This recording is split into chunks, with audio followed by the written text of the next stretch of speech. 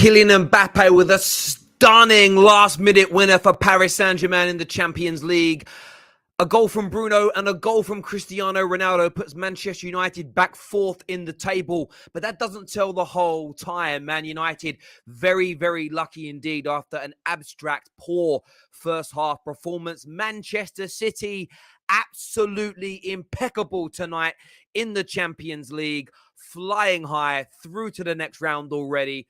5-0 victors in their game tonight. This is the Football Terrace, the top 6 match reaction show. Smash that like and share button now. Let's do this, people. Let's go.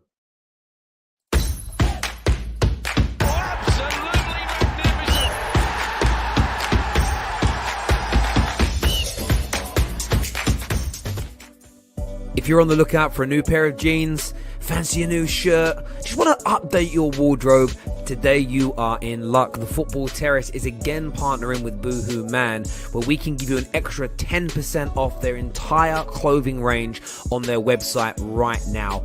All you need is promo code TFT10 and or the link in our description below. So when you're finished here, go check it out. Go get yourself some brand new clobber. A little bit of a discount from the Terrace. Big thank you to Boohoo Man. Now let's smash this like button. Let's start the stream. Let's go.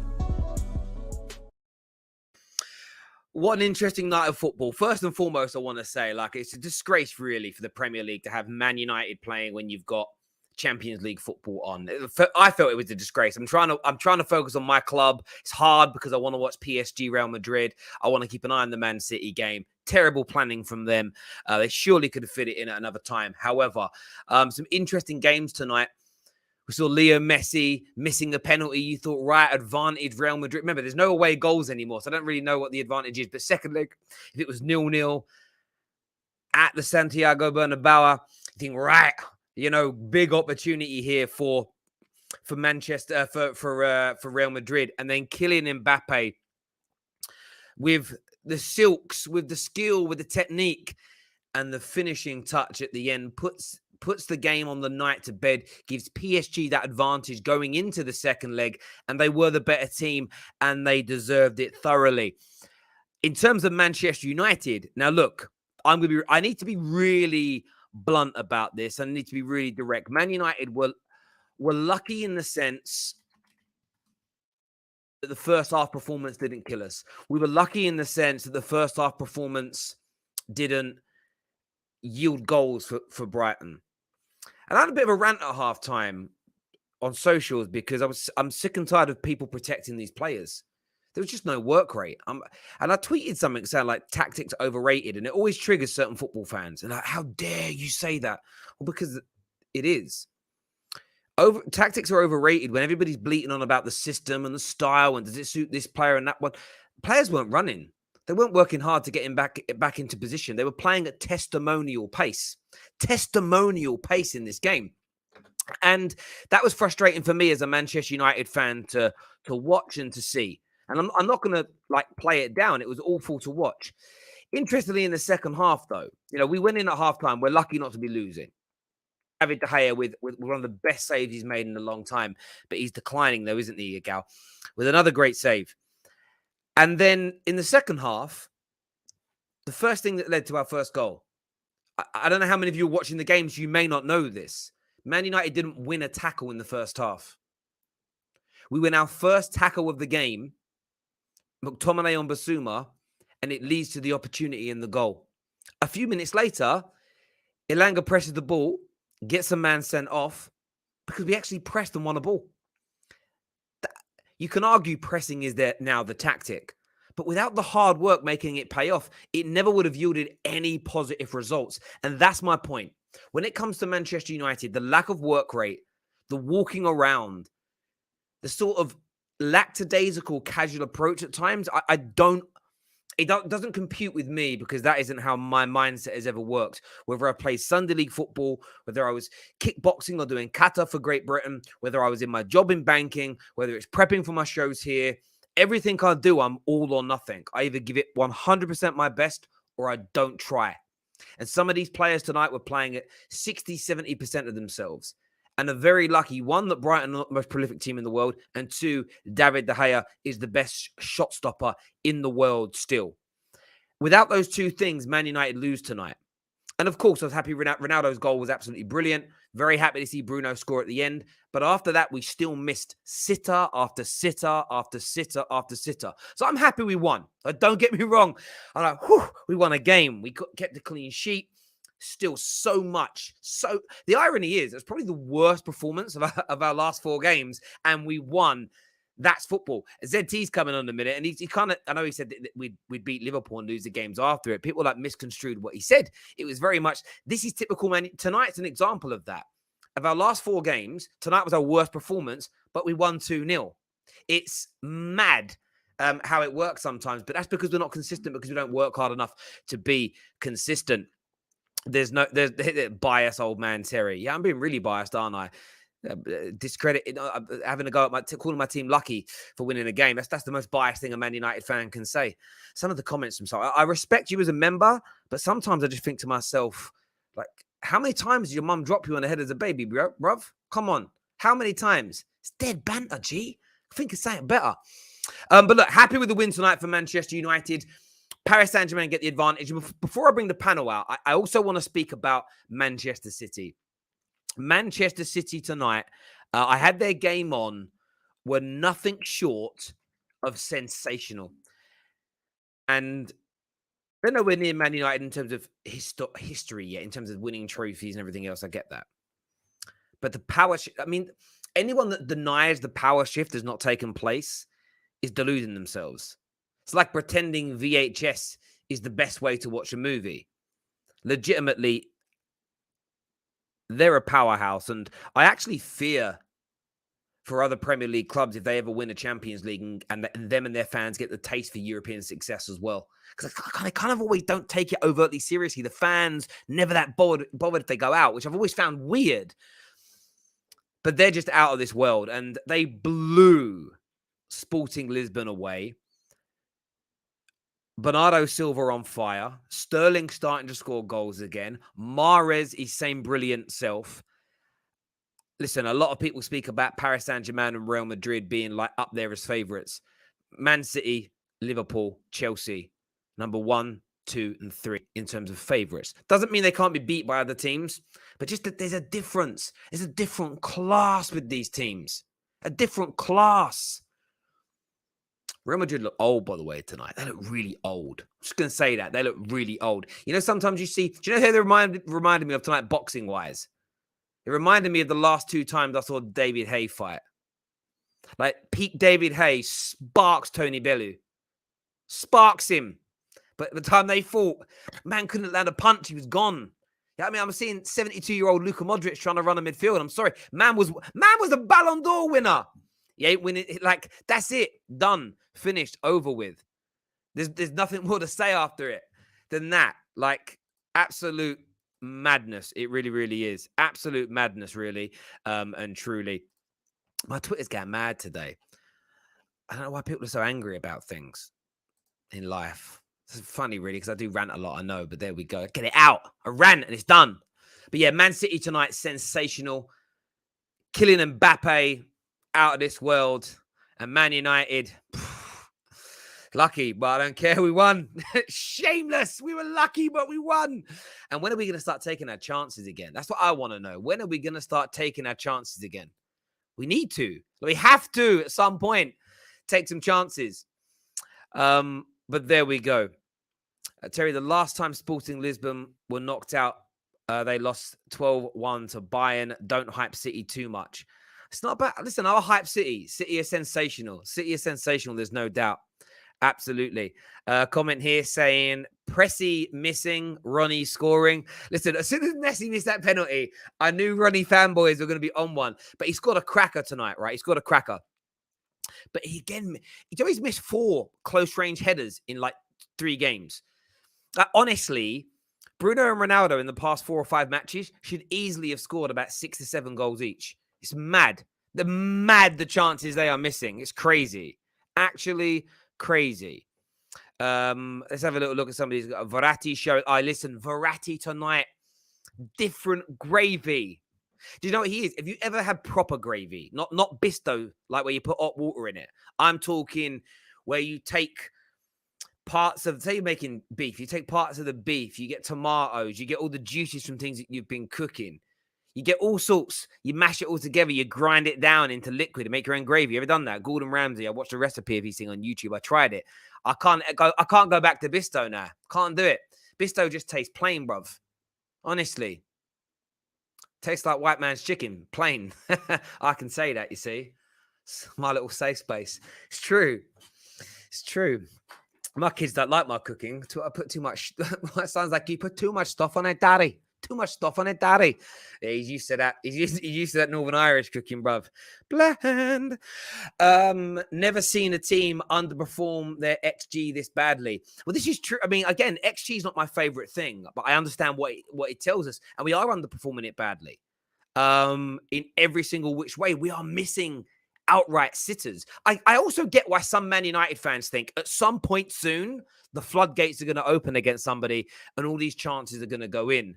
That could be the case. Bayern will have something about the Champions League. Listen, Bayern Munich are there or thereabouts. I'm not saying they can't win it.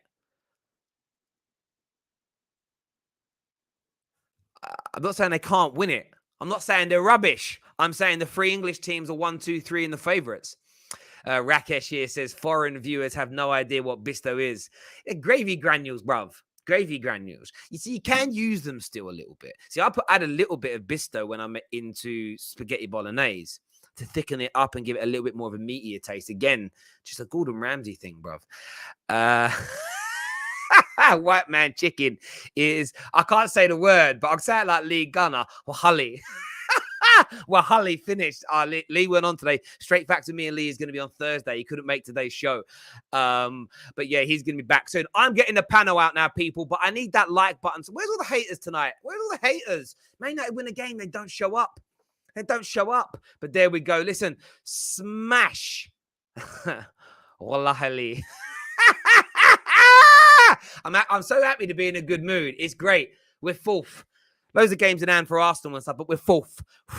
Mbappe's on fire. Madrid might go out. I'm excited about the Champions League now. We're going to win it. No, I'm joking. I'm not getting that ahead of myself. I'm not. Let's get the panel on now, people. Let's do this. Welcome back to the show, everyone. Welcome, peeps. Hi, Boohoo Man tonight, ladies and gentlemen. So if you want to get yourself an extra 10% off of everything else they're currently offering, the link's in the description. Promo code TFT10. It's available in the UK. That's being spread out to a few people from America and South Africa have been asking for it. We had Boohoo open that up as well. Any other countries, by the way, you're in that you want it to work in, leave a comment after the show and we'll get Boohoo Man to open the discount code up in that country for you as well. But away from promoting our sponsor tonight, where are we starting? What game are we starting with tonight, boys? I'll hand it over to you guys. Man United are back. No, I'm just Neeks. No, you know what? Neeks, I'm gonna start on smoke with the Messi fanboys. That's what I'm starting. That's how I'm starting. I'm here for the Messi boys, bro. What's your name again, bro? Z. Wait, hold on, forget that. We'll get into that. You see that? No, it's fine. It's fine. Well, I'm gonna say, listen.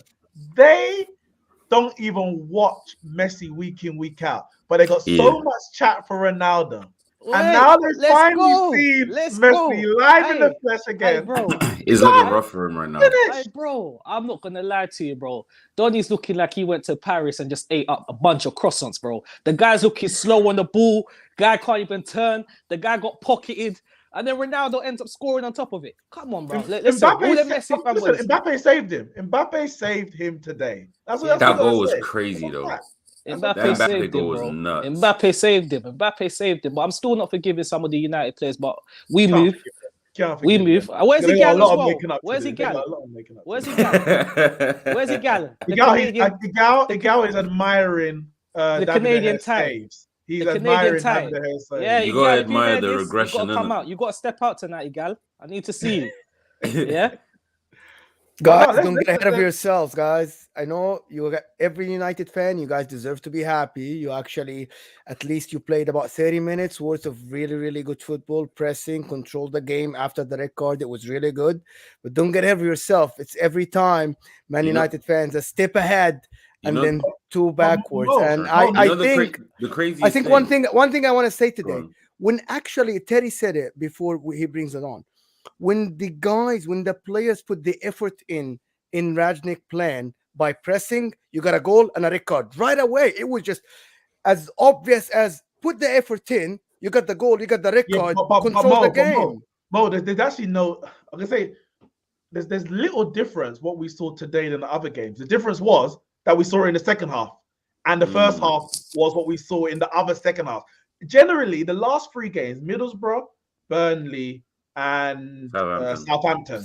We played well for 30 minutes or so of the first half, and in the second half we fell apart.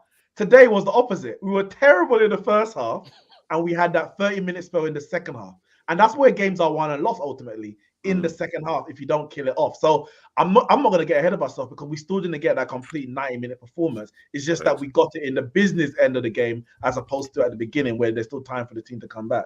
And you know what? For me, there's nothing to get ahead of. I'm still pissed. Yeah. That's the crazy thing, bro. If you saw my face like halfway through the first half, bro, you could have wrote a movie about my face. It was like the pursuit of happiness. I was so pissed. I was like, bro, how are we this bad? So angry, man ripped his shirt. Look, man was like ripping holes. Don't he try to turn into the Incredible Hulk? And crazy about it is this: when it comes to these kind of ways, I always prefer to play bad in the first half, better in the second. It always makes me. It's a bit like if you draw a game. If you're 2-0 down and you draw, it feels better than being 2-0 up and drawing. But the results and outcomes are the same. I agree with you all. It's not about getting carried away with Manchester United at all. There's still so many holes. But in terms of the hard work. You know, I know I triggered a lot of people on Twitter again. I think people have become overly obsessed with tactics. I think because everybody the way I even hear tactics discussed and spoken about is overcomplicated. Every footballer or manager that I've ever really heard speak about football or even speak about tactics makes it sound so simple because football is a simple game. When I listen to some fans talk tactics, they honestly make it sound like Elon Musk would be confused, like it's rocket science and nobody understands it. And I'm like, it ain't that deep, bruv. It's like stay in a flat back line, don't leave more than 10 yards between yourselves and your midfield, and don't step up if your teammates are not going to step up, and drop off if your teammates are dropping off. These things are basics. We learned these at school. And in the first half, we were walking around like it was a preseason friendly or a testimonial. And I'm watching it thinking, why is no one running? They were playing one or two passes and they were in behind us. And I'm really sorry, as good as Graham Potter's teams play football, if you were just tracking and staying in shape, which are football basics, you don't need Ralph Ragnick to teach professional footballers how to stay in shape. It's like a nonsense that fans have been addicted to that, only the best managers can keep their teams in shape. No, I saw Sam Allardyce's team stay in shape. He had a great manager, but his team stayed in shape all the time. I think Terry, was one thing that I don't think you mentioned, I think we're just lacking, and I've more today than any other game I've seen, and it makes sense because we're on the run. Lacking a whole lot of confidence. That first half, as good as Brighton press, it was Manchester United scared to lose that game, knowing that they have put the fans, both on and off the field, through the mire in the last month or so. And they are absolutely shook to lose that game. And I think that's what I saw in the first half, more so than even the lack of ability on the ball or the run and anything. I just saw players who were just scared to make a mistake. Get the ball, give it to someone else. Get the ball, give it. I don't want to be the one to cost us the result. That's what I saw in that first half. And I think Brighton, they didn't have to sense it. They knew when the game started, we're going to be all over Man United because they are there to be got out. We heard what Ralph Hasenhüttl said at the end of the last game, where he said everyone in the league basically knows where Man United are bad. And Graham Potter will know that. And I think Brighton smelt blood today. And we were fortunate to get out of that half without being cut. We were But did fortunate. they I think create enough, guys? Did they create like one save, one big save from the here? Yeah, Did they but it's not really even create just enough? about the thing is how I Yes. analyze it when we play teams like Brighton. I always look at it as if we play against a tough opposition. Because against Brighton, I'm not expecting us to suffer. I'm not expecting us to struggle. I always look at it on the scale of if we're playing a Chelsea or a City, these gaps that we're given, you may say that we never gave they never had many chances, but you see them spaces open in behind, and you're thinking to yourself, oh wow, if we're playing against City, it's not hard for De Bruyne to get that ball in behind and Sterling to get onto the end of it, or Mahrez to get it's those small things. And today you even saw Bissouma, and it just showed you with that Poundland McDonald's guy and that that Frederica guy, like Yeah, I don't know about we need to fix the midfield. And Yeah. Lindelof, I've heard people talking about, oh, this guy needs to be Varane's partner. Now we need another centre back because both of them are just dumb and dumber. But do you know what? I want to get Dan's opinion on some stuff in a minute. But on that, this is Man United fans have got to get out of this. Yeah, but he's better than. Listen, Lindelof might be better in some people's minds than Maguire. But I remember 2 years before Maguire was here, Lindelof was the worst centre back in the world. None of them are of the level consistently that we need. And I have heard a rumor tonight Varane wasn't ill. He was just sick of playing with Maguire. Man was like, I can't do it. I can't be seen out of him again. Dan, listen, we are gonna move on, viewers, in a moment. Talk Paris Saint-Germain, Madrid. We're gonna talk Man City on this show as well. So stay with us. Any questions that you've got, member chats and super chats always get prioritized, but get them into the live comment section. Make sure you're hitting likes and shares. In terms of Manchester United, obviously they go fourth, but you've got those 3 games in hand now, 4 points behind with 3 games in hand. How confident are you of catching Man United and then pushing past them? You know, yourselves still with 16 games to go this season? Not very confident at all. Because we have 3 games in hand that are Chelsea away, Tottenham away, and Liverpool at home. So let's not get too gassed about Arsenal catching up with people, because trust me, when we can't beat Burnley at home, we're not going to be out jumping people like Spurs and Manchester United too soon unless we start sorting things out. The way that I see things at the moment is that although it was a fantastic result against Wolves, we have still got some serious issues up top. For us not to replace Aubameyang was the biggest disgrace, in my opinion, and that will cost us. In my honest opinion, I don't see us getting fourth because I don't think we score goals. Unless we can look at goals from a combination of our attacking midfielders like the Sakas, Smith-Rowes and Martinellis of this world, they're scoring maybe 5-6 goals a season. So if they all do that to the end of the season, we might have a chance of scoring enough goals to put us in with a shout at top 4. The only other reason we got a shout at top 4 is because the other teams are trash. I mean, serious trash. We're talking about some overachievement of Arsenal getting top 4 is a no for me. People at the start of the season were saying that Arsenal would overachieve if they got on the top 4. I look around and I think, overachieving who? They are all terrible. Like Manchester United are trash. I'm sorry, man. Arsenal are trash as well. But my God, Manchester United look in the mud, mate. Dan, Tottenham, they play terrible, Dan. They play terrible. But before the season, nobody knew that Man United would be that bad. Like, nobody expected that they're going to be that bad. And do you know what it is, right? I think when you buy Ronaldo, Varane, and Sancho, you're expecting a second team to then push on for a title. Things have just gone so bad for Manchester United in terms of, well, everything really. There's not really anything that's gone well. I don't look at Manchester United and think at least they've got that bit right. I don't see a plan. I don't understand what the process, and I hate that word, man, but that process is. I don't get it because I'm seeing all sorts of players coming in like Cavani's and Ronaldo's who are in their late 30s now. I see some of the youngsters that have been mismanaged, in my opinion. I don't really get the Jadon Sancho and the Mason Greenwood on the pitch stuff. I don't get why we weren't seeing more of them personally, because I think they've got talent. The midfield has just been neglected for how many years now? I mean, your centre midfield is just unbelievable, mate. Like Fred's still playing as your best 2. Like that needs to be sorted out. That's like the Granit Xhaka situation with us. Like, why is he still here? Nobody can answer that. Look at the statistics Sean's put out. Brighton still had 49% possession from when they went down to 10 men to the end of the game. Well, I was going to say, I think before, when it was 11, they had like 60%. It was ridiculous. It's ridiculous. And I know that they do that. We saw them do that almost. It felt like they did that. I don't remember the stats, to be fair. But it felt like they did that when they were away at Stamford Bridge. So we know they have the capabilities of doing it. The problem is that Chelsea have rarely had that happen to them in the last 12 months under Tuchel. So you can just say bad night. Bad day in the office. Man United, that happens on a regular, but over the course of the game, Brighton had 50 yeah, they had 50% of the ball. If you go to the red card onwards, yeah, it was in the high 40s. Up until that red card, that must have been huge. Up until that red card, yeah, 62% of the Am ball. I correct that it's 66% for Man United from the red card to the full-time whistle? Yeah, the full-time statistics, Brighton had a 49% Yeah, because but they had 60 it's odd 60 before and then it dropped down. Yeah. It is 66%. I thought Man United handled the red card really, really well. I thought Man United, if they were clinical, that we would not have been talking this talk now. We would have been talking about a really good performance second half. The problem, they were not clinical enough. Ronaldo missed a couple of Again. chances. Him and Bruno, they are like giving each other like plates. You score, I score. Who scores? Who does what? You do? Come on, just give me a break. Someone put it in the back of the net and let us get it over with, so I can switch the channel to watch Paris Saint-Germain and focus about Real Madrid. So, but that didn't happen. You know what I mean?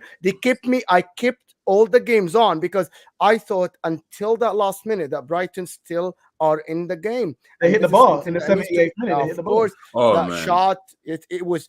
I thought every Man United fan screamed, and I'm Big I up can Brighton hear- as well, you know. The Big up thing Brighton is, as well. They moved the ball. Brighton moved the ball. Oh, so well. Graham Potter deserves a lot of credit. You know, I don't understand what you know. Like he's come from Ostersunds, which he took from nowhere up there. He's learnt his trade at Swansea, and they haven't been anywhere near the playoffs since he's left. He's now come to Brighton, and you could just see a style of football. You understand the philosophy of Graham Potter. And I honestly said, and people laugh because I wanted to prove a manager. But if we're going to go down a younger manager route, if Arteta doesn't work out, I would 100% look towards someone like him because I've been really impressed with their style of play. I just wanted to say quickly, just on the clinical or lack of clinical edge from Man United. Like we've had enough chances in the last 4 weeks to win about 10 games. It's absolutely ridiculous the amount of clear-cut chances we missed. But it's funny when people talk about, you know, stat padding. It's just go GA merchant. Goals win games. Exactly. Goals change games. Goals close games. You get a stat padder to score you 2 goals in the first 30 minutes. The whole game's different. You now look for 90 minutes like you've dominated this game, but that's because the goals changed it. When you only get 1 goal, like we had in the last 4 games, including this, the other team is always in the game. You play a certain way. The substitutions that you make are dictated by the score at the time. Everything changed. Man City were 4-0 up at half time today. I didn't watch the game because we knew they were going to batter Sporting anyway. But you score goals and the game is different. Yeah. And it sends out a message. 1-0 up with 10 minutes to go. Maybe Sporting like, let's go forward and try and get something. They shut that down early. They just shut that down. It sends out a message as well, straight away to everyone. We're not here to joke. We waited to the final last season. We're here. We're gonna ramp it up. We're on smoke, and that's what it is. Thanks. No, it's true, and I think what it also does, United in all of their games since the international break have had to play to the one had extra time and penalties, and we've had to play hard until the last moment of the game. That's exhausting. What you want to be able to do is be in some of those games. We should have been 2 or 3-0 up in the first half, which means in the second half you can go into second gear. You stay concentrated, but you play 80% of capacity. You reserve your energy for that next match. You take off. The reason Pogba was on the bench today is because he played 277 minutes in his first 3 games back. It's far too much after being out for 2 or 3 months. We should have been able to take him off after 60 minutes against Southampton, Burnley. And then against Burnley. I mean, Burnley, look, yeah, we had a goal disallowed for offside. We should have been 2 or 3-0 up in that game. And you could have taken Pogba off at halftime and rested him so he's ready for the next one. All these things have a knock-on effect. The stat padding thing within football isn't a game where you can stat pad because your system isn't necessarily, well, yes, your system is built generally for the attackers to be the guys that are putting the ball into the back of the net. But at the same time, we know stat padding doesn't exist because Andres Pereira would have been getting the same level of goals and assists as Bruno if it was just about the system and not the individual player. It's a madness. And even in sports like basketball, where people say that it exists, you've still got to be good at making your shots, I assume. I don't watch it, but like if you're, if I'm the guy that's taking the shots or I'm the guy that's doing they're called layups, right? Yeah, yes. Am I on the right? Yes, ball? Yeah, it's a layup. It's called a layup. Yeah. If you're the person that the system works around, but you're only like scoring 50% of your shots and 70% of your layups, you're not going to stat pad.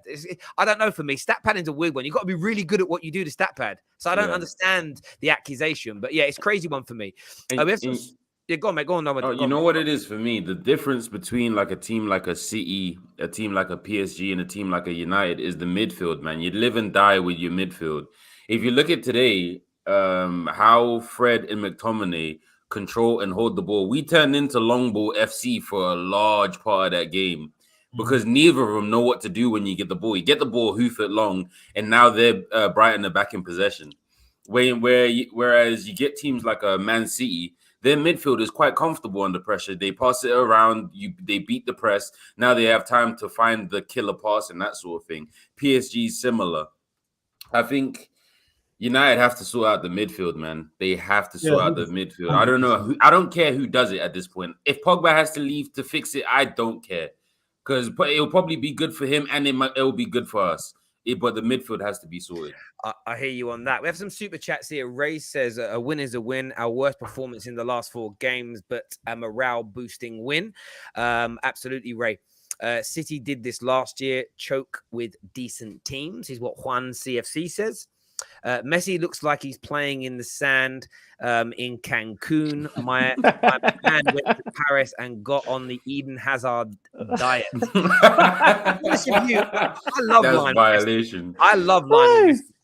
But I have to agree with what's already been said on this show. Like, I don't know what the right word for this is. I don't want to sound disrespectful. He doesn't look like anywhere near the same. He looks like someone who's been like forced into a marriage and doesn't want to be there. So he doesn't want to be there at all. You know, you see that man, you know, you go out shopping, you see a friend of yours. Maybe this doesn't happen to you youngsters, but it does happen to my age. You see a guy, you know, he used to be the cock of the walk, we'd call him. The man a man about town, the girl on his arm every week, good job, nice car, good thick head of hair, one of the boys. And then you don't see him for 15 years, and there he is, you know, not happy with his missus, 3 screaming kids, the shopping all like this, and he just looks like if someone shot him, he'd be happy. That's how Messi looks. He just looks like one of those desperate middle-aged men who's unhappy with his lot in life. Do you not think though, Tel, that sometimes we forget that these players might just look like Messi's 34 and Ronaldo's 37? I don't see how we're expecting them to still score 40 goals a season. Bro, like, do you know what I mean? Bro, I say the same thing all the time. They are declining. My issue isn't, I have acknowledged the Messi decline. Like, Messi is one of my top 5s. However, it's these stupid people that will try to cover it up. They'll be like, oh, Ronaldo's a stat padder, Bruno's a stat padder. Okay, then after same things that they used. Oh, Messi scored this 90 goals in the calendar year. Now they're talking about eye test. Oh, you should see what Messi does on the pitch. What? Wait, hold on. Last week you're telling me Messi scored 90 goals in the calendar year. Now you're telling me, oh, you should see what he does on the pitch. All right, cool. I'm watching the game. I see my man not even able to string a 5-yard pass. I'm like, all right, cool. Well, the guys, I hear you. I hear that. I do hear that. I think you're right. He is 34. He's at that age. And I almost feel like him and Ronaldo are bad for each other. They're going to keep each other trying to play at the elite level as well. But I stand by what I said, though. He doesn't look... We know he wasn't happy leaving Barca, the way he bawled his eyes out. Having said that, take a pay cut, bruv, and stay where you're happy. Like, it's not like you need the money. Like, that's the only thing I'd say where I wouldn't defend him. Someone here says, desperate middle-aged man wearing boohoo. Bruv, I'm happy in my life. I'm not that guy. I'm not That's that crazy. guy. I wasn't happy today when I was with the Shouts kids to Boohoo. in the arcade. I was with the kids in the arcade. It's just noise. It's just noise. I want to say something about Messi that people don't like. The difference when Ronaldo left Juventus, he chose Manchester United. Which one is the most watched league in the world? It's the Premier League. He knew that the spotlight is going to be on him. The best. Messi chose the money. I'm sorry for people to. No, Messi, not even. You know what it is? That's On that, he didn't even. Can I pick just finish my point? You know, Messi I'm chose the team that is going to pay him money, knowing that he's only going to have the spotlight in the Champions League. Not a lot of people watch Ligue 1. And that's something that takes the spotlight off him. It's easier to play slower in Ligue 1 and have a bad game without people. Every day here, we sit in Football Terrace, other shows, everywhere, and shorts about Ronaldo missing sitters, doing that, not doing this, not running enough. We take the guy and we analyze the guy from top to bottom every game. But we don't do that about Messi. But that happened because Ronaldo could have chosen go to China, America, MLS, make more money, but he chose to be in the spotlight. You're forgetting he wanted to go PSG. I think people actually forget that PSG actually rejected him. He got offered to PSG before United. He got offered to United initially, and United never took it serious until the City thing came in. He got offered to PSG, so he would have probably been there if PSG said yeah. The craziest thing about it, onto my man's point, Messi picked the easier assignment, and he looks worse. Yeah. He doesn't. So this is That is he true. did today. He did today, but I doubt Even it. in League, but even in League One, They like, might go okay, further in the But, Champions League. yeah, and yeah, we I might don't have watch. this talk, I don't guys. watch League They One. might go further in the Champions No, League. he and might we're not do. gonna have this talk. He might do. I don't watch League One like that. But a man has like 1 or 2 goals this season. I don't care how good you played. If Messi's got 1 or 2 goals this season in February, he ain't having a good season. You That's can't go it up in any I way. agree. That's why I think that some of this is mental in terms of he doesn't really want to be there. Is he? And sometimes this is subconscious. Your body doesn't even know it. Is he given 100% in each game, like when he played for Barca? I don't necessarily think so, because in League 1, he's even at 34. His quality in that PSG team, this guy should be walking the ball into the net 5, 6, 7 times a game, and he isn't.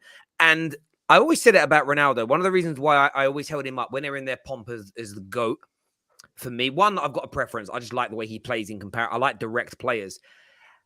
I just like it the way it is. That's my preference. However, the fact that he was the king of the greatest player the Premier League's ever had in terms of like the Ballon d'Or winning element of it when he was at his pomp. He went to Real Madrid, and in his time in Spain, the records he broke, the 3-peat. He then in his latter years goes to like Italy, one of the top goal scorers, wins what he needs to win there. Look, it hasn't quite worked out for him at Manchester United in terms of coming back and winning trophies and everything else. I mean, so who knows in the Champions League? I know we're not winning the damn Champions League. I can't even dream of that. Could you imagine though? But like the thing with it is, like, I don't think Messi winning the league in France with PSG is something that's going to make people go, "Wow!" Like he's gone to another league and he's done it, because he isn't the guy that's driving Paris Saint-Germain towards it. If all their attackers are playing like Messi this year, they wouldn't be top of the league. So it's Mbappe. And I think The only thing about that, Mate, though, Tel, is people do say, "Oh, Ronaldo has done it in so many leagues. Messi's only done it in one." So if he was to go and win it in PSG, you'll hear all silence. Oh no, it doesn't matter. It's only PSG. It's only PSG. It's only League I'll One. say So, he didn't do it. you know what I He mean? scored 5 goals. He didn't Mate, do it. Exactly, Yeah, and that's he what ain't it'll done be nothing. because he's and I get that. I get the United love and I get the Ronaldo love. People always say to me, Ronaldo or Messi. I like both of them because I think I'm privileged to see both of them, and I'm blessed to see both of them playing together, and 2 of the best players ever, in my opinion, right? So I don't have. I've always said I preferred to watch Messi because I look at Messi and think, wow. I look at Ronaldo and think you're outstanding talent, but you've not wowed me as much as Messi has in the last 10, 15 years. But I think personally, when you look at the 2 of them, they're outstanding talents. Both of them are outstanding talents. And they are. And I think for me, they're both number 1 and number 2 ever. Yeah, in the I history agree. of I agree with you there. I agree with you there. I just think my deciding factor for Ronaldo was where he's gone.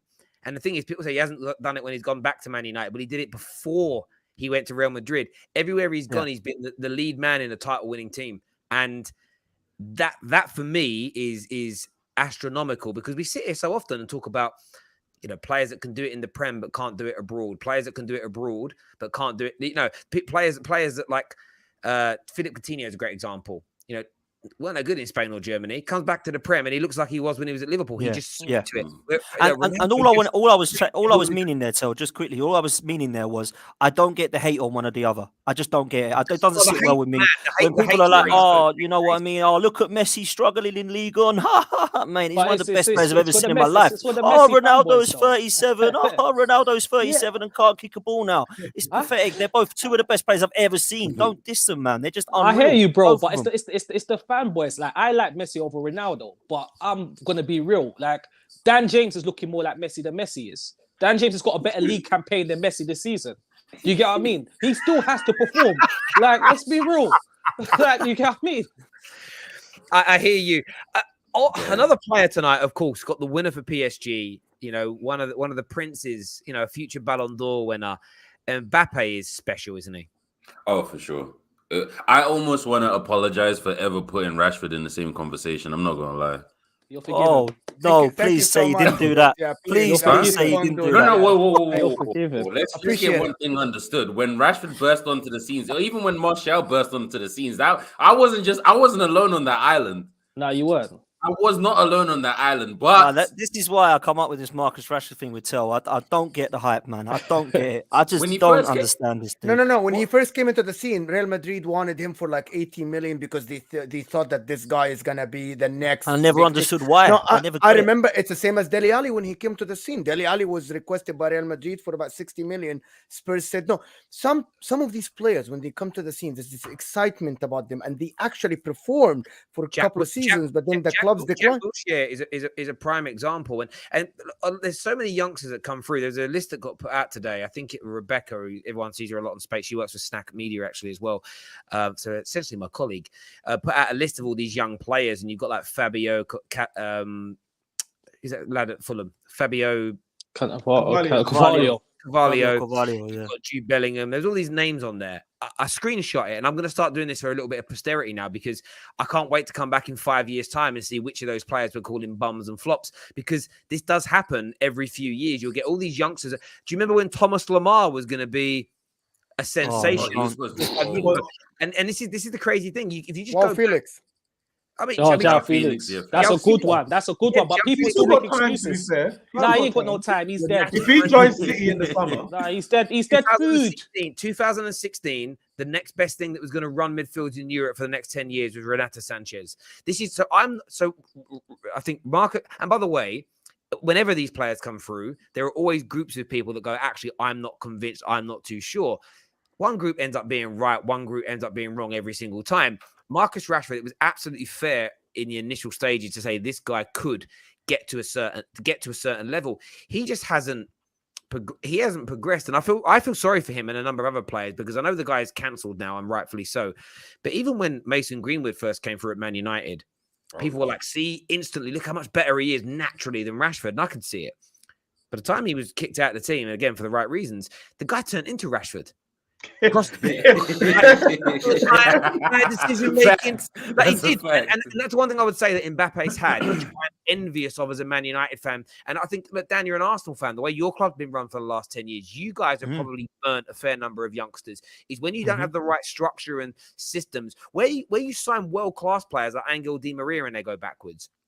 You know, top class players and they go backwards. What chance do youngsters have? You know, and that's not an excuse for Rashford. At the end of the day, he decided to sign new deals. He decided to stay. That was his choice. But I look at Mbappe, and I think going to Paris Saint-Germain, if he'd have gone at 18 to one of the biggest clubs in Europe, that could have killed him. He stayed in France at a big team, still getting Champions League football, kind of out of the limelight. I know he's massively famous and it's everywhere, but he wasn't in one of the leagues that gets attention. No disrespect. No one talks about what happens in Ligue 1 games. No, unless a mad incident happens, like fans storm the pitch or something. That's what we talk about: a fight, a red card. When you're in the Liga, Serie A, to a degree, the Bundesliga or the Premier League, every game is pressure. Fans are on you. What are you going to do today? How are you going to entertain us today? Every miss, every mistake. And Mbappe made the right choice, going to Paris Saint-Germain for 4 or 5 years, growing, developing, getting to this level. He is now ready. What's he, 23? To go to Real Madrid, probably going to be Real Madrid. We know it's going to be Real Madrid, and absolutely set it on fire. And what I love about this guy is he has got that 10-yard, 10-yard Michael Owen blistering pace to get away from people.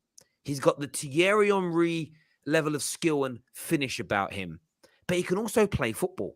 He's got the ability to do, which means for me, he can play left, he can play right, he can play centrally, because he's a technically gifted footballer. He has the speed and the acceleration to get away from anybody, especially over that first 10 yards, which in football is the most important. His finishing is brilliant. And the fact that he's got the technical ability means he can have a long career, because even when he slows up, I mean, when he becomes a bit like Ryan Giggs, when he becomes slow, he's still going to be quick. You know, man can be 35 and he's still faster than most people. But yeah, he is something dangerous. And the things that's differentiated Mbappe from Rashford, even going off what I'm saying, let's say they started at the same point. Mbappe's decision making and his shot selection were out of this world in comparison. It's not even close. The type of shot that he picks at an important moment, it is not even close to Rashford's decision Yeah, making. I would say his shot selection more so than his decision making, because if you look at and hear from like his teammates, both internationally and at club, they're not always happy about him always deciding to shoot Those and are score. rumors, though. No, not rumor. We see it on the pitch. Do you know how much time? The last Euros with Benzema, they were pissed at him. He had a terrible year, but he kept shooting and shooting and shooting. Ended up missing the play and they got knocked out. Messi the other day, he scored a winner, but Messi wanted the 1-2 back from him, and he didn't. Messi walks off the pitch. He's like, why are you not passing? At Barca, Messi gets that pass, but the difference is he's quality. So he didn't pass, but he's good enough to score. So the decision becomes the right decision because his quality was good enough to execute it. Rashford makes the same decision to shoot, but as you said, his execution and choice of shot ain't as good. So then it becomes a bad decision. His decision making still leaves not a lot to be desired, but it's not perfect. But you know what, Neeks? I'll say. You know what I'll say in response to that? When you see, obviously, I don't really like to deal on stats, but when you look at the numbers, you see his creations. The guy, I think, for the last 3, 4, 5 years, has been averaging over 50 goal contributions.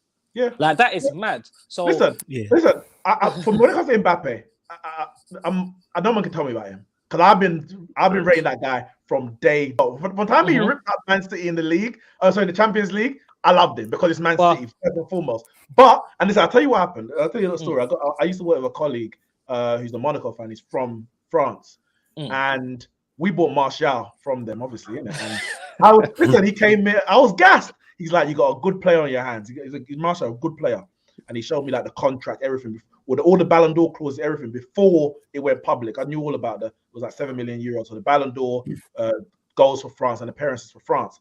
But he said, listen, he's a good player, but we got someone better in the academy. And I was like, what are you talking about? You're just saying that because you took your best player. Mbappe was the man in the academy. And the man ain't stopped since then. Listen, when it comes to the World Cup, I put a lot of respect on the World Cup. And that's why when I talk about my GOATs, my greatest of all time, I talk about people like Zidane, R9, Ronaldinho, because of what they did at the World Cup and, of course, in the Champions League. Great point, man. Great point. League is great. And Messi and Ronaldo's consistency across the league and club football in general is exceptional, unprecedented. But at international level, both of them, especially for the talent and for what they produce at club, have underachieved internationally. Mbappe went to the World Cup as an 18-year-old, and he's the only teenager to score in a final after Pele at 17 years old. Not only the final, but throughout the tournament, the man was ripping to strength teams like Argentina. Remember Argentina? Listen, so as good as Rashford was, and I don't think Rashford's finished. Some people don't think he's finished. The man's still got 10 years left of his career. I don't think he's finished. But Mbappe did that at 18 at the World Cup. He was one of the players who led his team to the World Cup. He wasn't a passenger. When you do that at 18, you're special. I agree with you. I think the attributes of him as well. I think the attributes of Mbappe, he's got everything in his locker to be another Thierry Henry, in my opinion. Maybe even he'll go above him because of what he's doing at his age. Thierry Henry, believe it or not, wasn't putting the numbers that he's putting in. So if he keeps going, it could be an unbelievable talent we're seeing. And if I'm Real Madrid, I'm trying to snap him and Haaland up in the summer, man, because Haaland's got that release clause and Mbappe's coming in. And do you know what? If that happens, then goodbye to everyone else because they would be unreal. That's a cheat code. That's a cheat code. And it's, as I say, someone says Terry doesn't like Mbappe. You never see me say Mbappe's about. I don't know where you get these things. Trolling, mate. Trolling, bro. They're gonna find the clip from like 1989. Yeah. Mbappe's. Do you know what it is as well? So a lot of people will say, yeah, he's scoring all these goals, but a lot of them are in the French league. It's the 5th, 6th, whatever toughest league. I get that. That the reason why I respect what Mbappe is doing, I don't care where his goals are being scored. The same as I count when I look at the level of goals that Haaland has scored so far in his career. The reason I take even the stuff at Salzburg and before that seriously is because what he was doing at the same time in the Champions League. So if you're scoring loads of goals in the Eredivisie or the Uber Eats League or in the Austrian League, but then every time you play in the Championship or even in things like the Europa League, you look like a different level, you look like a lower level player, then you know you're you're scoring at a certain level, but not elsewhere. These two, irrespective of the teams they've been at and the leagues they play in, when they've gone into the Champions League, and when you see them go up against like elite level players, they have consistently scored and consistently delivered. You know, Mbappe has scored 11 goals in the Champions League since 2021. He's got 4 of them against Barcelona, 2 against Bayern Munich, 2 against Club Brugge, 1 against Leipzig, 1 against City, and then 1 against Real Madrid. Like the caliber of teams that he's scoring against are so high. It isn't like he's scoring 30 league goals in League R and then scoring 5 Champions League goals, but they're all against the whipping boys in their group. This guy is scoring important goals, knockout goals, critical goals, and they're brilliant goals. Haaland was scoring hat-tricks in the Champions League while he was at Salzburg, and he was finishing and they were having games where they were getting 3 or 4 chances a match, and he was scoring them all. You have to respect that. That's where you can discount the level of the league they're playing in, because they're also doing it at a higher level. And that's the thing for me, which I think kind of goes under the radar a bit with him, if I'm being absolutely honest. I think he's still people question him because he hasn't gone to a big league yet. And, you know, I think when he goes to Real Madrid, I think we're going to see someone, you know what I mean? You know, it's not going to be like when Eden Hazard went there. You're going to see an actual top-class football player. You know what I mean? Who cares about being the best? Hazard had all the ability to be the best player in the world. He just preferred eating pies. Like, he did. But you know what? To add to that, though, yeah? It's like a lot of people start doing this thing, oh, but Haaland's better, everyone's better, or this player's better. Mbappe's generational. And what I think people start to misuse that word. Just because you're generational don't mean you're going to end up being the best forever. Only Messi's managed to maintain that generational and carry it for so long. R9 was generational, but other players came afterwards or peaked later, like the Zidanes and the Figos, all of these players, and end up becoming better than him. Do you get what I mean? It's just being generational is about your entrance. And Mbappe's entrance, like Nick said, only teenager to score in the World Cup final other than Pelé. Like, that is mad. And he does that. Then he wins the league with Monaco. Then he goes to PSG. And you got to think of all the adversities he's got to overcome, because you got to think he missed the penalty in the Euros. That could have taken a mad effect on him. Messi arriving at PSG, and then you're thinking, yeah, Neymar's going to step up. Everyone was saying, and then all the controversy about whether he's leaving or not, all the talk about that. He's handled it well. That's the thing. People don't rate mentality nowadays. People think football's all about skills and dribbles. People rate the skills and the dribbling over the mentality, and that's the problem with modern day football. That's why Martial has more fans than Mbappe. Exactly. It don't make no sense. Yeah, that's true. Speaking of mentality, though, guys, I want to speak about them tonight. I know not everybody watched their game, but Man City tonight laying down an absolute mark. I mean, they were sensational, weren't they? They were absolutely brilliant. So Man City, to be honest, that the big difference between Man City and anybody else that I watch, probably Bayern Munich is the only team that can do this. It's just they don't give you a chance. From the first minute to the last minute, you don't have a chance. You're not gonna see it. You're not gonna see the ball. There's a pressure every minute. They are creating chances after chances after chance, and it's just kind of strange that the system of Guardiola, I would call it. I think, and this is going too far maybe for some people, it's the best system to play against smaller teams. It's the best system in the history of the sport to play against smaller teams. It might not work against a Chelsea because you don't get a lot of chances. It might not work against Bayern Munich, but it works in a 38 games. It works against Sporting Lisbona. It works against smaller teams to the point that you don't even have to watch the game. And as a City fan, you can just the popcorn, sit on your chair, enjoy the show, enjoy the win, celebrate. And this is something that requires hard work, dedication, a system, and everybody committed and buying into one plan, which is, this is how we're going to play, this is how we're going to recruit, and we're going to win against most of the small teams in a style and in a big score. And this is what they're doing. And they're going to just keep doing this until Guardiola leaves, somebody else comes, and now the struggle might happen. But this is something, I think it's one of the things that has to go down in the history as one of the best systems to win leagues and to win games consistently without any hustle or like people getting off the seats. it is mad because you look at the top of the show. I said the reason I wasn't too confident about Arsenal getting into the top four is because I didn't have a striker. Manchester City haven't had a striker for 2 seasons. It's mad, and they've just been destroying teams because the combination of goals from the attacking midfielders has been sensational. Their system, they've got great defense as well. You know, people forget that Manchester City are a goal scoring side, but they forget that actually they don't concede too many goals either. I think Cancelo has been sensational. I think they've had different centre backs that have been rotating. They've used their squad well. Listen, I know it's easier for them because they've got a lot of money, but I just think they're great to watch. And I know it's not so hard sometimes to go and beat the likes of Sporting Lisbon and some of the lower teams, but actually when you go and trounce them, you have to just put your hands together and say fair play. And I think there's so many players that have been so good and on the money from this season that people don't even mention about. Like Rodri, for me, has been outstanding. He was one I questioned first few seasons. Like, what does this guy do? He's like a Busquets or a Gilberto Silva. You don't really see what he does until he is not there.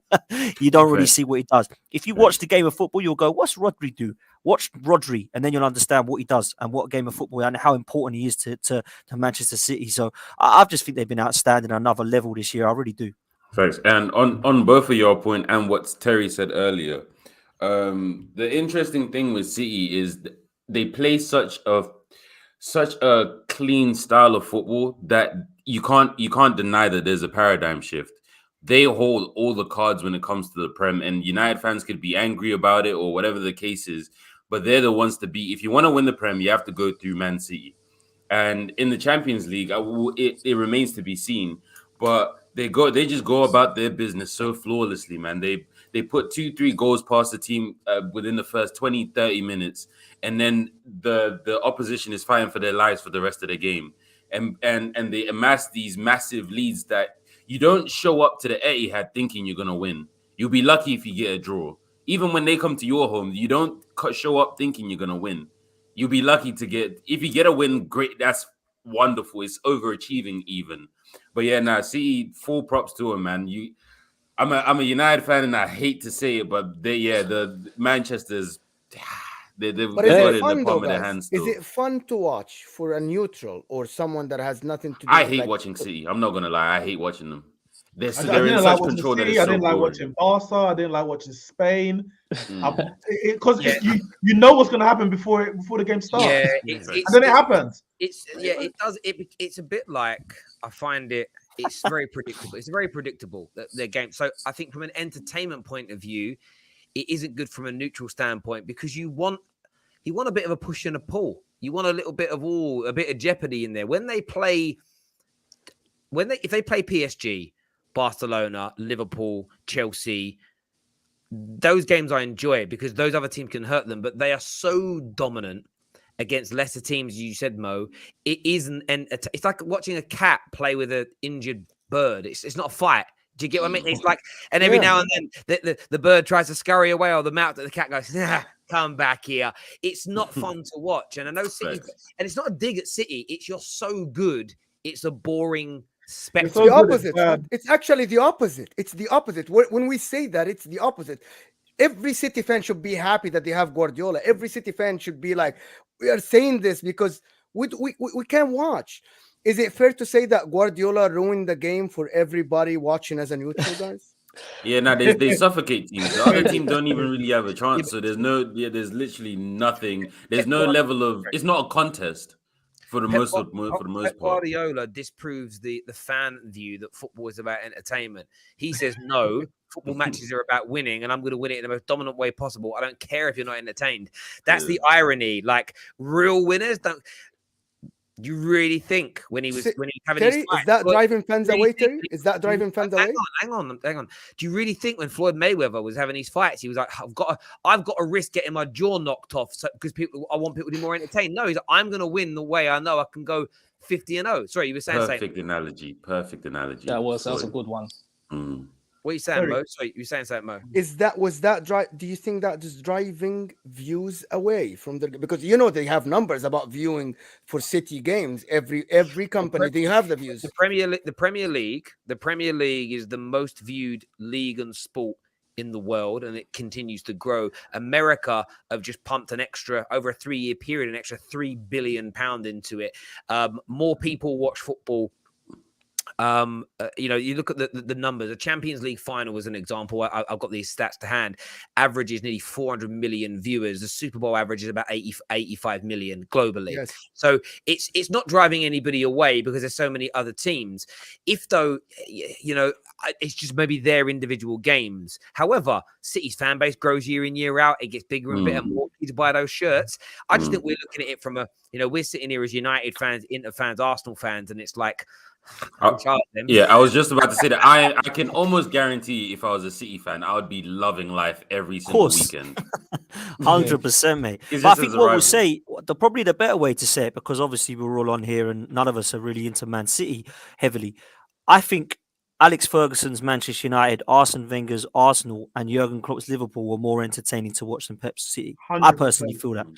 I think when it comes to in terms of what then? In terms of football they play, or in terms of games and being competitive? I think it's about Arsenal used to put away certain teams. Like Man United would beat a team 1-0. Arsenal would beat that same team next week 5-0. Just the way that they played. But the Arsenal game was still more exciting than the Man City game because of the way they played. Because it was a bit more direct, which means they didn't have the ball all the time, which meant that there was a bit of jeopardy. The other team would have a chance. Arsenal will counter. Can I ask you a question on that? Arsenal just having the ball for 70% of the game, and you just know a goal's coming. Arsenal's goals came, and even as a Man United fan, you have to say, yeah, you lot played the best. Can I pose a question on that? So we'll take it. I'm thinking, look at when we didn't care so much about how football was played. When Mourinho came into the league, right? And Chelsea were 1-0 FC. Did we care about the football? It's only Arsenal.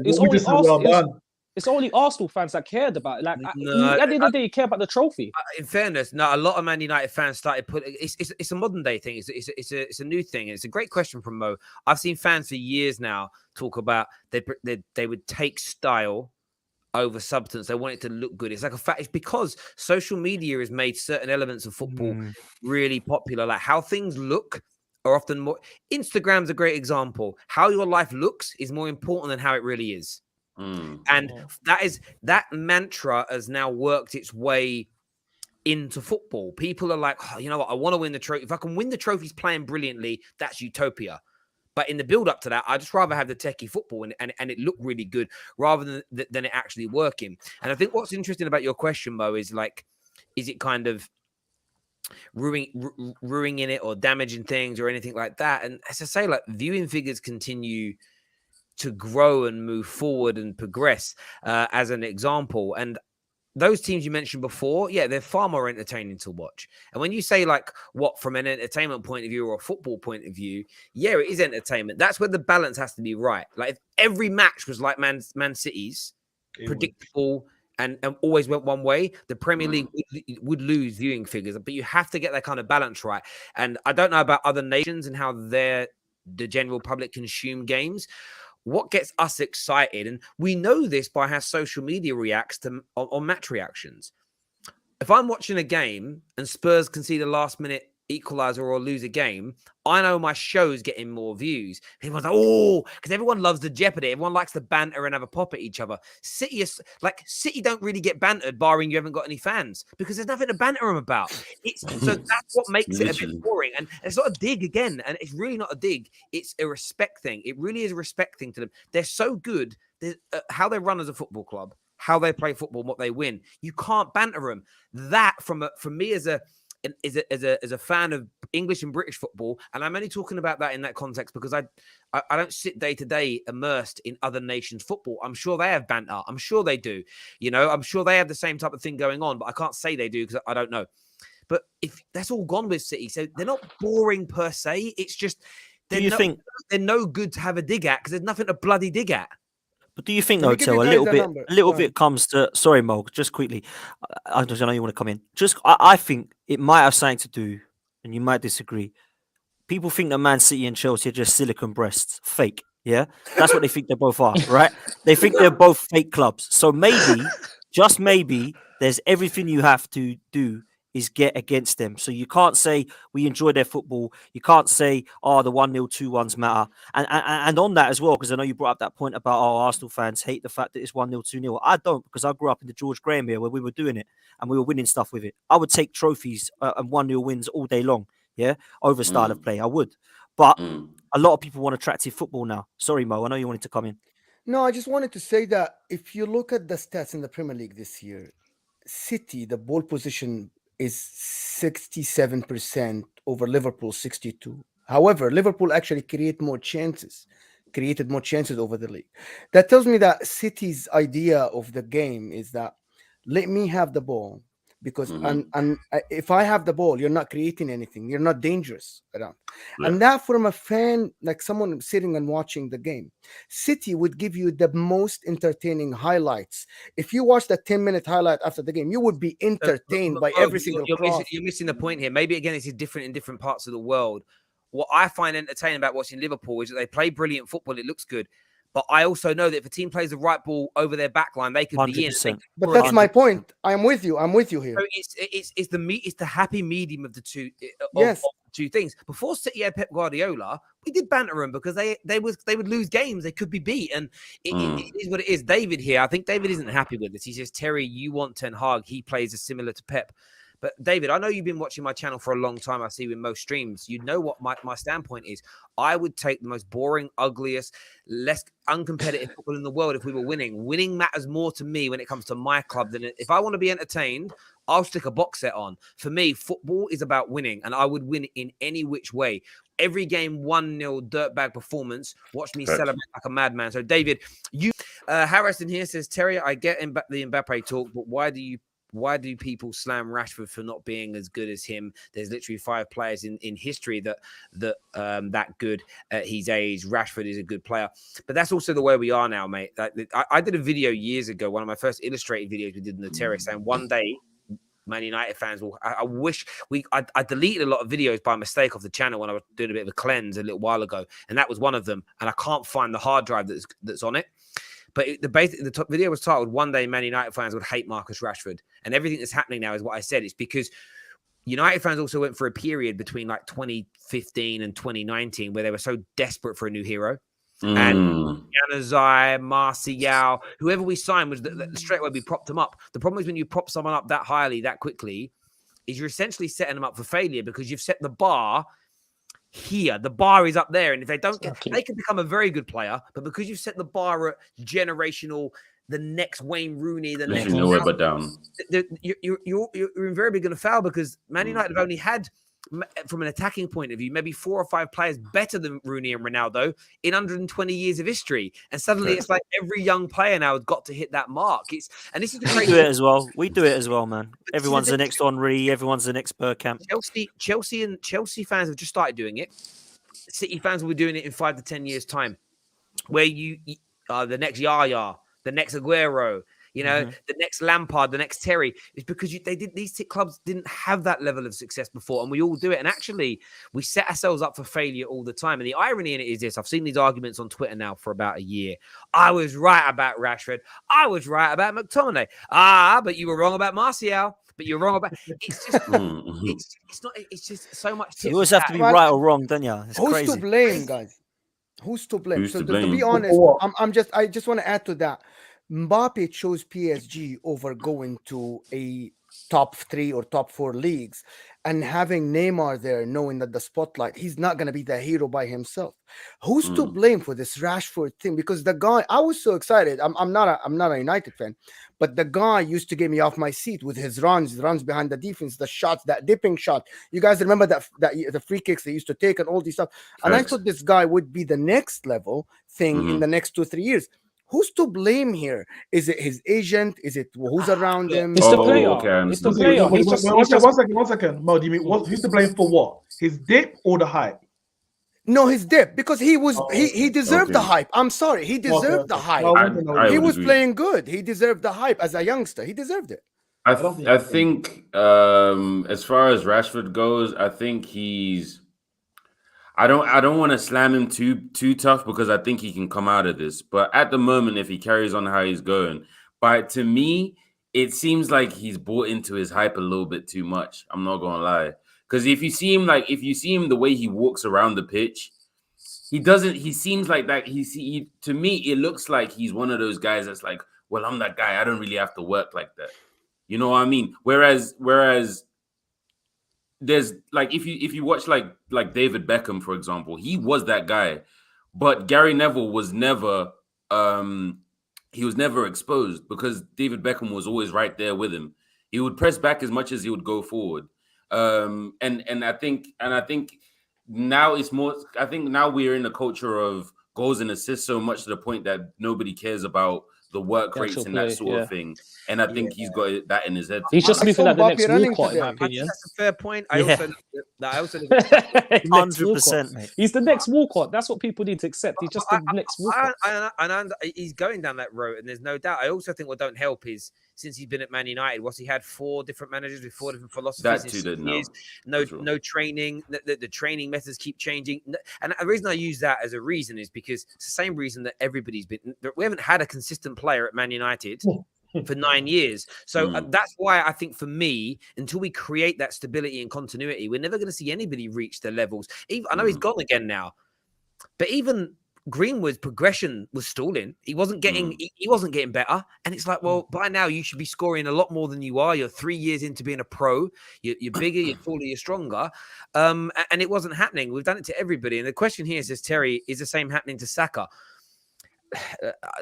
If Arsenal don't buy more experience in the attacking roles to support these youngsters with their development, they could very well burn out because again, Gary Neville spoke about this about 2 years ago at the start of the season. There was a picture of all United youngsters on the screen. He was saying, how good will these guys get? And he said, we don't know. They could get as good as anybody else, so they could fade away. He said the difference was when we came through as a class of 92, we had Pallister and Bruce, Peter Schmeichel, Roy Keane, McClare,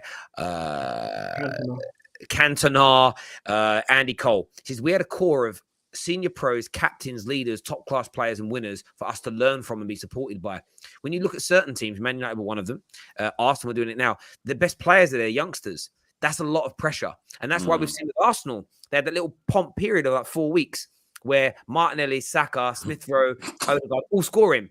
And then you fast forward the last 4 or 5 weeks, they've all barely scored or assisted because that's normal for youngsters. But when you've got no one else propping them up, when you've got no stars and elder statesmen, 25 years old and older, delivering week in, week out, all the pressure becomes upon those boys. And 100%. could, if you don't buy right in the summer, it's another year with those guys carrying the team. It could, but and again, that's also been on Rashford. Rashford's been expected since the day he's made his debut until now to be the match winner every week. And now he's getting to the age where we have to expect it from him.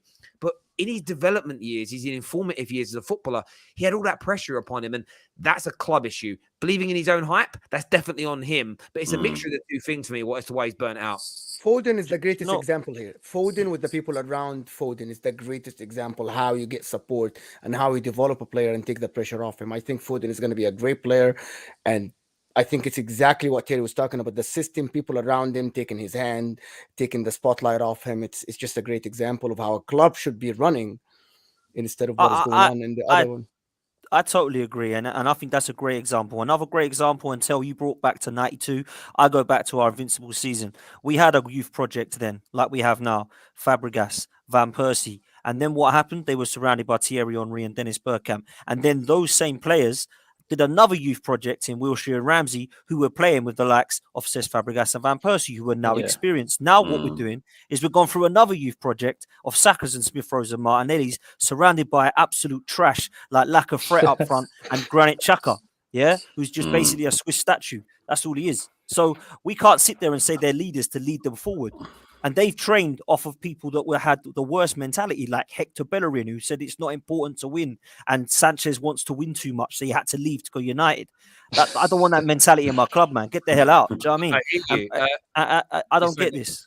No, it's true. And I think, I think when you're trying to learn off of that mentality, like Mesut Ozil, who just swans around, thinks that, like a Paul Pogba or a Mario Balotelli or a Neymar, those kind of awful mentality you don't want anywhere near your club. I think that is a really bad thing for youngsters. And I think the only one thing I can say about Mikel Arteta, which is a probably positive, because I'm not his biggest fan, is he's removed that culture and he's trying to bring that back now. So I can understand the plan. Whereas with Manchester United, I don't see that plan at all. I don't understand what the vision is. And I think that's the issue with where Marcus Rashford and a few others like the Sanchos and stuff haven't really fitted in, because I don't see where the plan is going forward. You got to look at the baggage that we still can't get rid of. Luke Shaw. I think I watched him today. That guy is awful. And do you know what saddens me, right? It's the simple fact that he's outlived a lot of players. Bro, he's been here 8 years. He's been here 8 years. Like, think about it. He's been here 8 years, and That's mad, isn't it? Ashley Young was playing ahead of him. Do you get what I mean? Like, Yeah. this guy has had more lives than it's what's Nick from EastEnders, mate. That's how bad it is, right? it's crazy. It's absolutely crazy how long certain players stay at United. Adams here says Man City sort of remind me as Israel Adesanya.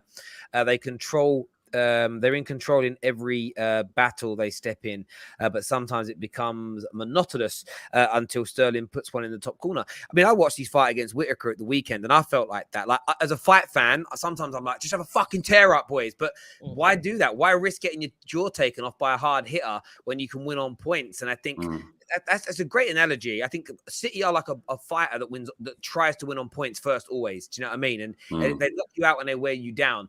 Man United have had consistency in their players over the last 9 years. Just remember, consistently poor is still consistent. Thank you. David De Gea is the only one consistent, but he is declining.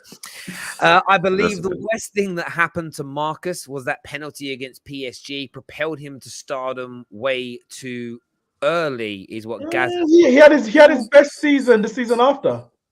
Yeah, no, I don't agree with that. I think it's. I don't think it's any one thing. Some people would just say, yeah, but it's just because he's never been good enough. He's been found out. I think little things. Yeah, I would say that. I agree. I would say that.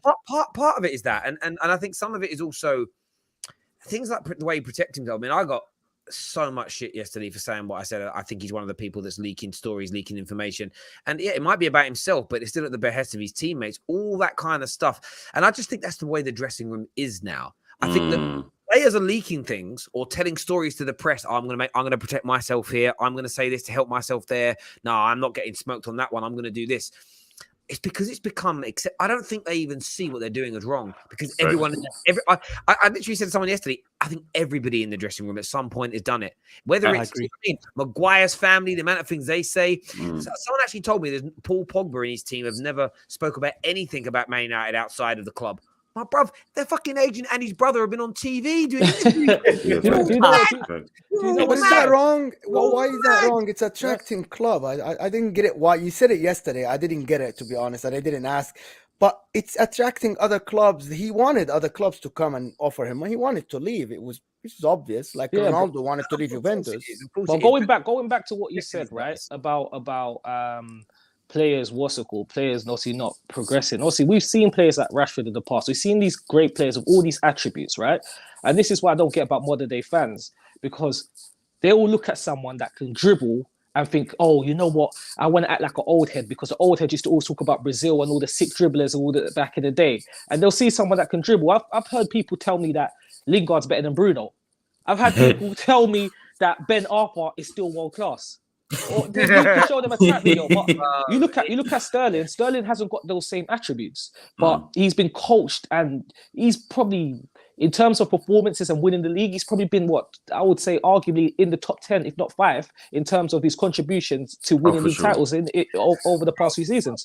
When I was a kid, I remember like being a kid, and my dad's obviously involved in the entertainment business. I remember my friends around, and like we were chatting about music. We were proper young. We were really young, like primary school.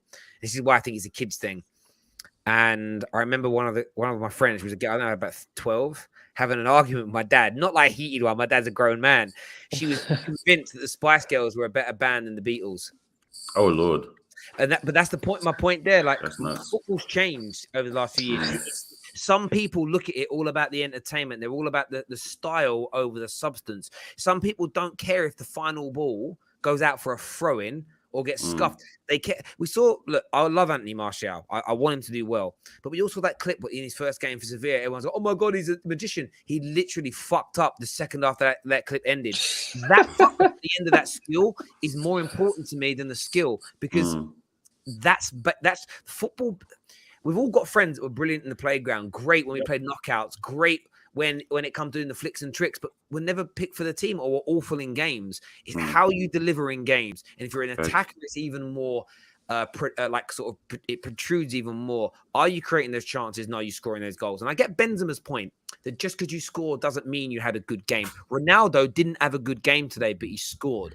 But if over the course of a season, at the elite end, you're banging in 35, 40 goal contributions, there's no way in all those games. You're not just going to you're not going to fluke that many goals being created and that many goals being scored. They're an important element of their delivery. You know, a lot of people a year ago were raving about Adama Traore. The man literally he's a tap and run merchant. We all knew that. You all knew that guy at school that was made as a striker because he was the fastest, and he was just told to knock the ball over the top and he'd run onto the ball. He'd miss 10 chances but score 2 and be the hero. That's not a good footballer. But some people prefer that because he's got skill. He completes 12 dribbles a game. Of course he does. I love the guy, man. Love watching the guy. I love watching the guy, man. And going back to the field, everybody's like waiting for him to get on the ball. Yeah, and going back to what Terry was saying about protect yourself mentality. I think that's, to be honest, I think that's what's ruining a lot of young players, especially at United. Like, for example, Rashford. If you see the way he plays, and Greenwood before he had his whole thing, it turns into, let me get my head down. If I score, it's fine. And you're not even looking for it turns in less more of a collective game and more into an individual sport. And that's, I think that's not helping him a lot, because he doesn't look for other people to assist them that often. And he doesn't look for the pass to get himself into a different position or to move the ball to somebody else. He's just, I want to be on the end of everything. And I think that's another one of his. Yeah, I agree completely. I do. Guys, I really appreciate you all coming on. Quickly. Yep. There was a earlier super chat from one of the biggest haters, also a member on the channel, Don One. Shout out yourself. He wanted to know where I've been. He said, I only hear when United wins. I only sing when we're winning. Blah blah blah. He said, where were you all this time, bro? I'll give you a perfect answer. I'm a glory hunter. I only like Manchester United when they win, and if we lose our next game, you will not see me on the terrace. Is that what you wanted to hear? Is that what you commented? I'll give you the answer you want, okay? You don't ever ask me again. All right? Shout out Don One, in it. There we go. There we go. A big shout out to Boohoo Man for sponsoring us again today. You can get your discount with our code and our link from our description below. Please go and check that out. Available across multiple countries. Like I said at the start of the show, if you want the discount available in the country you're in, send me, leave a comment underneath with just what nation you're buying from, and I will get Boohoo Man to get that turned on for us ASAP. Gents, thank you all very, very much. All my viewers, super chatters, subscribers, members, thank you. We're back tomorrow with more content, of course, in the evening, covering Inter Milan versus. Listen, it's going to be so intriguing after the clip that we put out of Hussein saying that you guys are already, that Liverpool are already through and they're going to beat you with ease. A lot of Inter fans have suddenly become very interested in terrace content. So thank you, Hussein. I really appreciate that. Until next time, people, take care. Goodbye. God bless.